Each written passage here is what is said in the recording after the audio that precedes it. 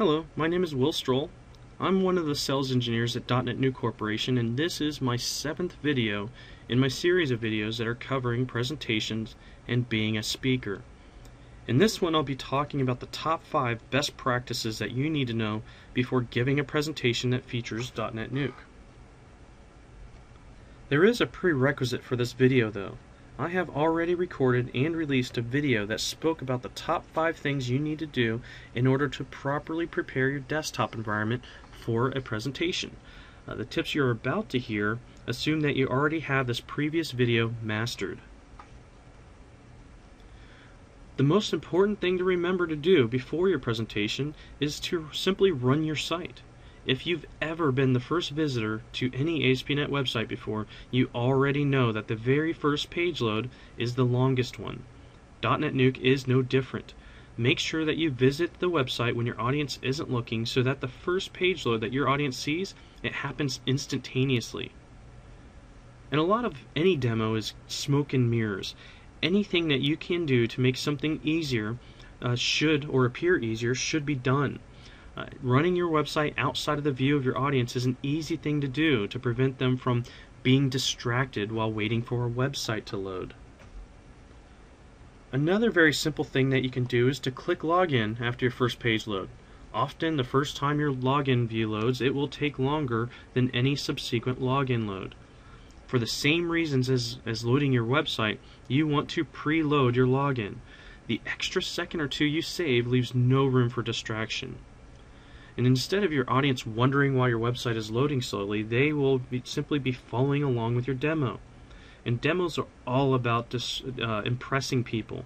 The last thing that you want is for something that should be perceived as smooth to instead be seen as sluggish. Remember, time doesn't just move more slowly for you during a presentation, but it also does for your audience. And when something goes wrong, it moves even slower. This and the previous tip is something that can be automated as well. There are tools such as the web test feature in Visual Studio 2010 that will allow you to warm up your website, so to speak. It'll basically hit all the pages that you define, and DotNetNuke will pre-cache those, so it'll save them in memory, so those page loads will appear to be faster.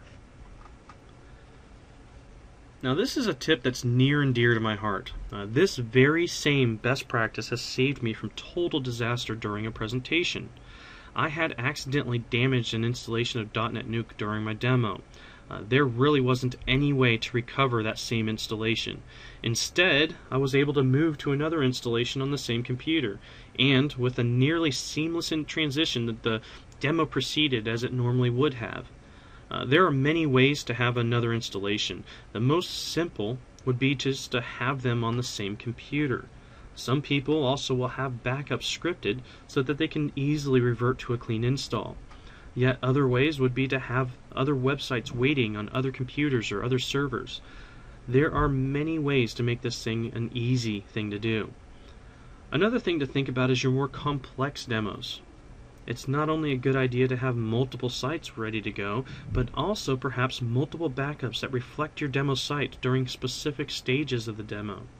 This would allow you to be able to be restored to a very specific moment or milestone during that same demo.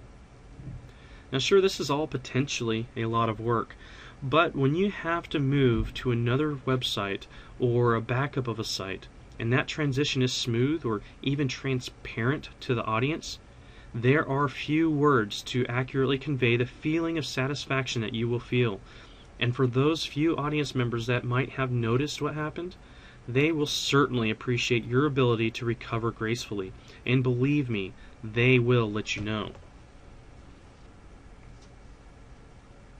Probably the most boring thing your audience can witness is a download. There are few things in a presentation that is less exciting. The last thing you want for them to watch is a download to happen.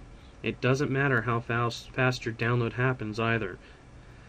Now, and you can't count on it either. You never know if you will have access to the download during the demo. It's instead a best practice to have your downloads already done and waiting in a folder that's already loaded and ready to be seen by the audience, if necessary, because you don't want to bore them with fishing through your file system either. Not all presentations have or require code snippets or code in general, but some do, and that code could very well be snippets of HTML or .NETNuke widgets or actual server code. However, if you are going to have the requirement to inject or write code during your presentation, that code should be pre-written and tested well before your presentation begins. And if there are multiple code snippets that you need to use, have them ready in one or more text files and make it easy for you to copy and paste chunks of that code in the order that you need to during your presentation. I generally find it's a good thing to keep all these code snippets in a single file, so that way you just move down the file. There are also ways to do this very same thing through having code snippets hidden in your DotNetNuke website in the same demo. Examples of this include using the template manager and the text editor, or having hidden modules that are only available when you log in. Now, I know I told you there's going to be 5 best practices here, but here is a bonus one. Have screenshots. No matter how hard we try to prevent disaster, there are times where it simply sneaks up on us. Disaster happens. This much we should accept. However, we should definitely plan assuming disaster will indeed arrive at a time when we simply don't expect it.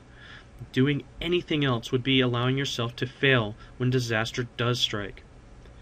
One of the ways we can prepare is with screenshots. There will undoubtedly be a time where you are supposed to show a feature in action, but it can't be done due to some technical issues. In these cases, you could execute an alternate plan either through PowerPoint or handouts to talk people through the features by way of the saved screenshots you have ready. Now, just to recap, these are the main things that you can do to help guarantee success the next time you find yourself doing a .NETNuke presentation, and especially in front of an audience. Run your site prior and load the login before anyone can see your screen. And don't delay your presentations between switching views just to do that. Work it into your presentation by planning ahead if necessary. And have multiple websites ready, multiple demo sites. Those sites could be on the same computer or on multiple computers or multiple web servers. Download any files that you plan to use during your presentation before. Take nothing for granted, especially internet connectivity or speed. Organize your code snippets as needed, so that using them is fast and easy. People should never have to wait for you to find or write code, and they shouldn't watch you do it either. Have a backup plan of screenshots. They could be on printouts or on your slideshow, but have them. And if you do these things, I know you will have a fantastic .NETNuke presentation. Thank you for watching.